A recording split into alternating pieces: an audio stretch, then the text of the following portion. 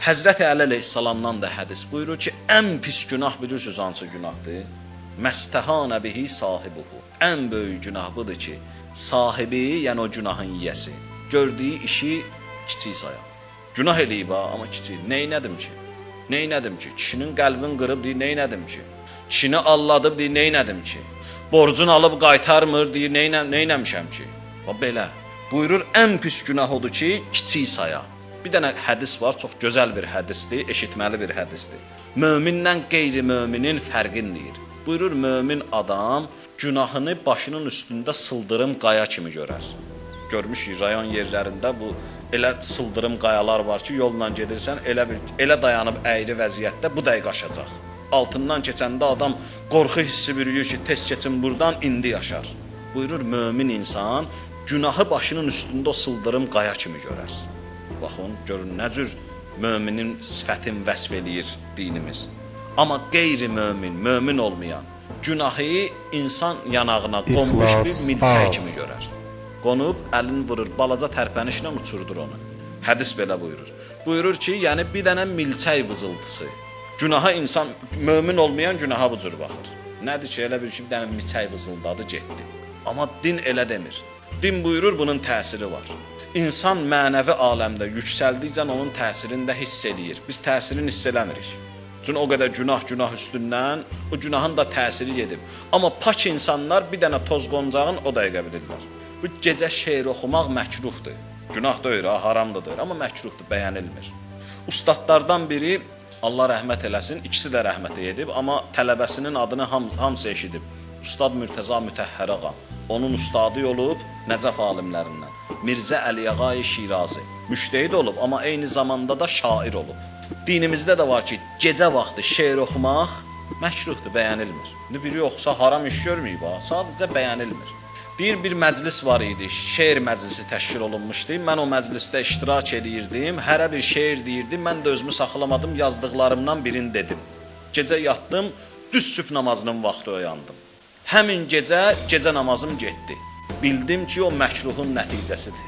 Elə adamlar hiss eləyir, amma biz haramı da hiss eləmirik. Çünki niyə? O xırda günahlara əhəmiyyət vermirik deyənə yığılır üst-üstə, onun da təsirini hiss eləmirik. Amma pak insanlar o dəqiqə hiss eləyirlər. Buyurur, mömin olmayan insan o günahını yanağına qonmuş milçək kimi bilər. Ki, yəni milçək qonub da nə olub ki?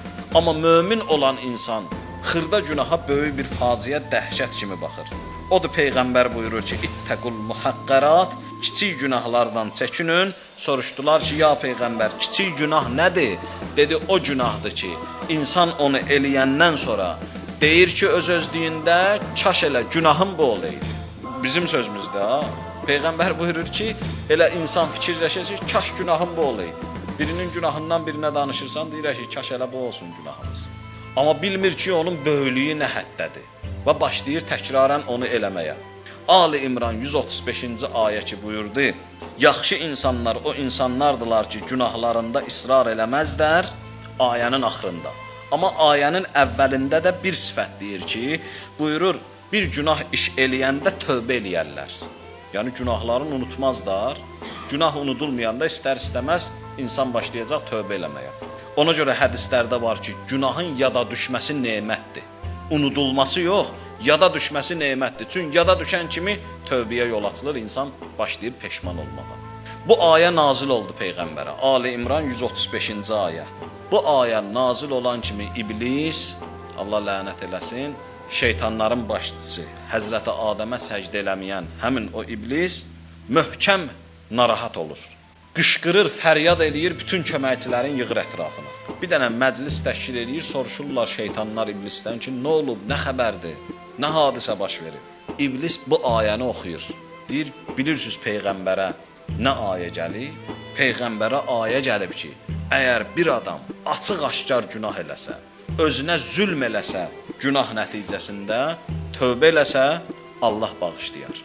Tövbə eləsə Allah bağışlayar, fikir ver. Yəni tövbə eləməsə yox, qeyri-mümkün. İndi mən sizi yığmaqdan məqsədim budur ki, bir yol deyim, bu tövbənin təsirini öldürək. Baxın, elə şeylər var ki, xəstələnməklə bağışlanır. Elə günahlar var, məsələn, bir xəstələnib, müəyyən bir günahları gedir. Məsələn, birinə kömək eləməklə müəyyən bir günahı gedir. Yetim başına əl çəkməklə müəyyən qədər günahları gedir.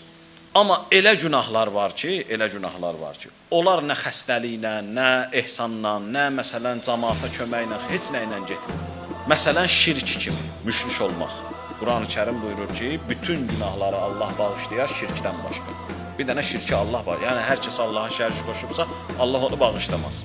Tövbə eləsə necə? Yeganə tövbədir. Tövbə eləsə bağışlayar. Tövbəyə qədər bağışlanmaq üsulları çoxdur. Elə adam var ki, məsələn, çətin can verir. O çətin can vermək çətinlik. Onun müəyyən qədər günahların yuyur. Elə günahlar var ki, bərzəxdə yuyulur. Bərzəxdə qiyamətə qədər müəyyən qədər əzab verirlər, müəyyən günahlarında yuyurlar. Elə günahlar var ki, qiyamətdə şəfaətlə yuyulur. Amma elə günahlar da var ki, tövbədən başqa heç nə ilə yuyulmur, məsələn şirk. Onu ancaq tövbə yuya bilər, başqa heç nə. Yəni müşrik xəstələnsə də, çətin can versə də, bərzəxdə əzab verilsə də, mümkün deyil onun şirki yuyulmayacaq. Elə bir çox üzr istəyirəm, 2 dənə heyvan nəcüsül eyn sayılırlar. Biri itdi, biri donuz. Su hər şeyi paklayır, amma donuzu paklamır. Nə qədər bunu batır dənizə, çıxart gündə 100 dəfə mümkün deyil. Yəni bu da eyni nəcisdir də, bunu su da paklamır. Günəş də paklamır, heç nə paklamır bunu. Elə günahlar var ki, heç nə paklamır onu. Heç nə yuyub aradan apara bilmir. Amma tövbənin gücünə baxın.